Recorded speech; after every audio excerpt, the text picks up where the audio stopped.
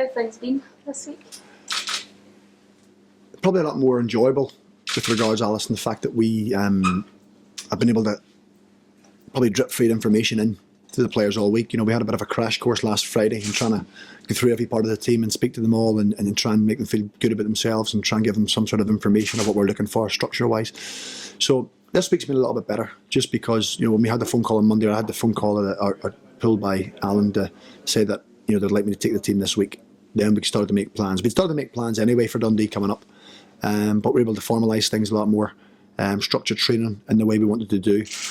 Try and look at Dundee and how they play and how we're going to try and play against that, how we can combat them and try and implement some sort of game plan from us onto them. So it's been a lot more relaxed, as in trying to squeeze information into over a period of time as opposed to doing 24 hours. So it's been fine. Now you've had a chance to work with the squad again this week. Ian Barraclough said that he thinks he's laid a foundation for the next manager coming in. What you've seen, do you think that is the case? Well, I would always have said that anyway, along with Ian, because, when I worked here, they just seemed to be, they weren't far away. I said last Friday that it may just be playing an extra pass in a certain area of the pitch and maybe taking care of the pass, being a bit more responsible in possession of the ball, just certain things, decision making. It wasn't far away. It's just about sometimes getting that little break. Last week probably wasn't the most glamorous 90 minutes of the season. I certainly think that, I can think back of Dundee United early in the season when they lost here 2-0 and Aberdeen here. Played a lot better, a lot more pleasing on the eye. But the thing we got last week was a lot of heart and a lot of commitment from the players to show that, they're really up for the fight. As I said to them, there was going to be a test of character last week. People were looking to judge them on how they were going to respond. Did they have the fight for it? Did they have the stomach for it? And I think overall they did. Yes, we lacked a little bit of quality at times. Our decision making wasn't good, but sometimes that comes from an emotional week, and also the fact that they've been out of the cup, the previous week as well. So Saturday was about getting through the game, but certainly, there's good foundations, there's good players. We went to watch the under-20s during the week. Some cracking performances from senior players dropping down, but also from under-20s. So there's certainly good foundations here for someone to come in and take over and try and move the club forward. You say for someone to come in, is this a job that you would see yourself as wanting longer term? It's funny how you look at fate. Sometimes you always think somewhere along the line you may end up back at where you started. I didn't see it coming as quick as being put in this position. I'd spoke to the club over the weekend. I spoke to them at the start of the week, and I was told not to worry about speculation, not to worry about anything coming out. Focus on the job on hand. I spoke to the owner and he said, "Don't get involved in anything. Just look after the team. I'm asking you to look after the team. I don't want to know what your intentions are. We're not going to let you know our intentions. Get to the end of the week. We don't want the players being crowded by speculation, by me making statements, them making statements." They made the statement off that I would take the team for this week, and I genuinely have been told, do that, and then we'll see where it takes us from there. So it's not a case that you would have to formally apply for the job. I know there's been over 70 applications. Yeah. Would you have to do that formal process as well? Well, I wasn't asked to apply, and I didn't indicate that I wanted to apply. So I don't know if it's them, the club, or Les Hutchison protecting himself and me protecting myself. But it's as if it's a conversation we're frightened to go down, because he just wants a little bit of harmony to run on, because he knows there's an international break coming up. And there'll be plenty of time for people to speak and the conversations to be had. So he's quite happy to leave it as is. He didn't put any pressure on me to, because he didn't ask me the question. Nobody else has really mentioned. The players haven't mentioned anything. The players know our intent, which is the sole focus of going to Dens Park at the weekend, a tough venue, a place Muddle didn't enjoy going to last year.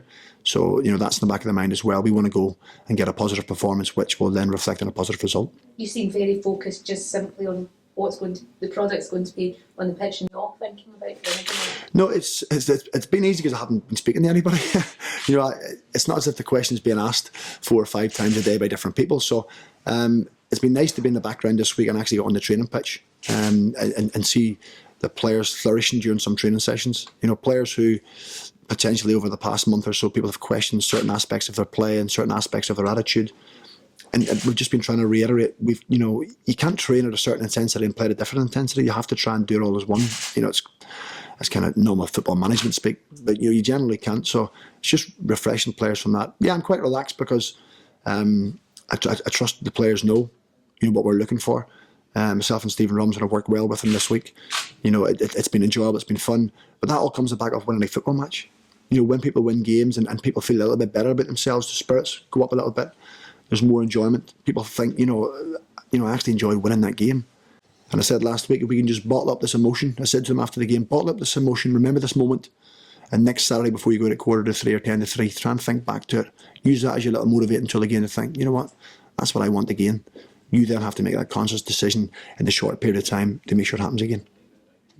You said that you've probably enjoyed it more this week. Is that maybe just because there is this, you've removed the speculation, you've removed the uncertainty, you've just caused it? Yeah, it's probably right. People talk about stress and management, and I probably haven't had any just because, well, I obviously did on Saturday during the game because we wanted to win.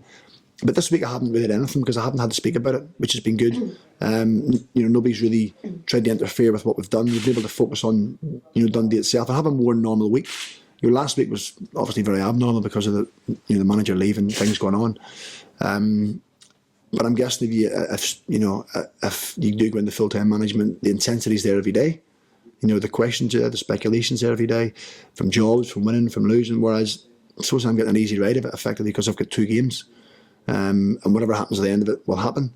If we win on Saturday, I don't know if that will affect it. If we lose on Saturday, I don't know if that will affect it. So we've just tried to give the positive message to the players about momentum. It's probably something the club hasn't had, or a team probably hasn't had for the last, probably last season and a bit. Putting in 1, 2, 3 performances in a row, getting 3, 4 good results in a row that gives you a chance to climb the league and go and make a real impact. It's been win 1, lose 1, win 2. Just being able to build and build and build, and that's been the message we've tried to give to the players this week. There's so much uncertainty last season off the park, on the park, and just changing owners, changing it. Is you just try to make it as stable as possible for the players? So is that kind of key to it? Well, that was the kind of job description I was given. Last Wednesday was just stabilise the weekend, get the weekend out of the way. We'll speak on Saturday and Monday, and then I was told on Monday do the same again. Just try and keep some sort of continuity.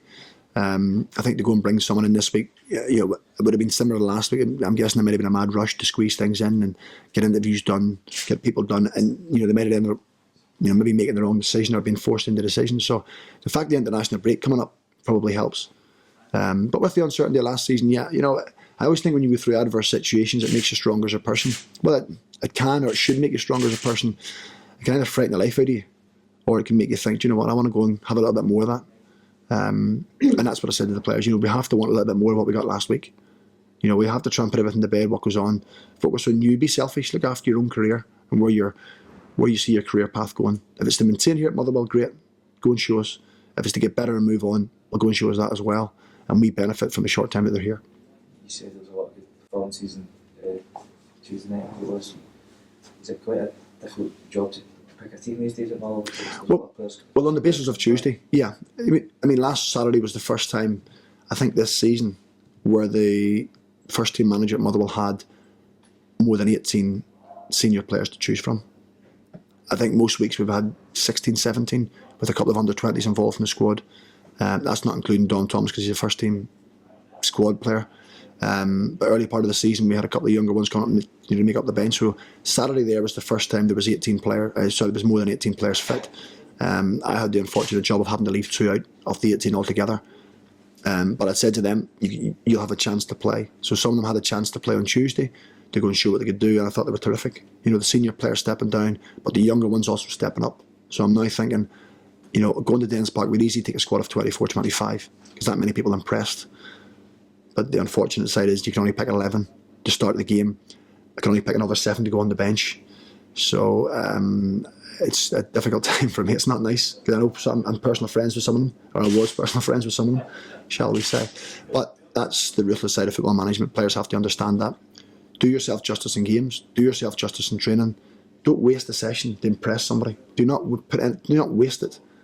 Maybe it may not be for me, but from their own point of view, don't waste it. Then when I name the team on Saturday, if you're not happy, come and see me and we'll have a conversation.